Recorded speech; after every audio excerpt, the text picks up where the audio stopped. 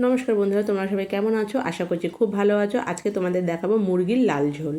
তো মুরগির মাংস বাজার থেকে নিয়ে এসে ভালো করে ধুয়ে নিয়ে পেঁয়াজ বাটা, আদা রসুন বাটা, জিরে ধনের গুঁড়ো, হলুদের গুঁড়ো, নুন, লঙ্কা দিয়ে একটু সর্ষের তেল দিয়ে মাংসটাকে ভালো করে আগে মাখিয়ে রাখতে হবে। তোমরা যতক্ষণ সময় থাকে 30 মিনিট রাখতে পারলে খুবই ভালো।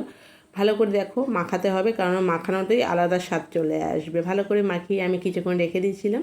তারপরে রেখে দেওয়ার পরে এখানে কড়া গরম করলাম। কড়া গরম করে সর্ষের তেল দিয়ে, সর্ষের তেলটা গরম হওয়ার পরে গোটা গরম মশলা, তেজপাতা, শুকনো লঙ্কা ফোড়ন দিলাম। দিয়ে মেখে রাখা মাংসটা দিয়ে একটু ভালো করে কষিয়ে নিই, সামান্য একটু কষিয়ে নিই। সেখানে আমি কেটে রাখা কাঁচা লঙ্কা দিয়ে দেবো।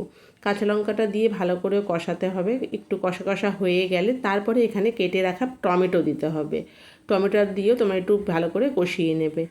তোমরা এইভাবে ট্রাই করে দেখো, ভালো লাগবে। একটু গোলমরিচের গুঁড়ো দিলাম, এটাই একটা আলাদা স্বাদ আনবে। একটু গোলমরিচের গুঁড়ো দিয়ে আমি আলুটা আগেই ভেজে রেখেছিলাম, সেই ভাজা আলুটা দিয়ে দিলাম।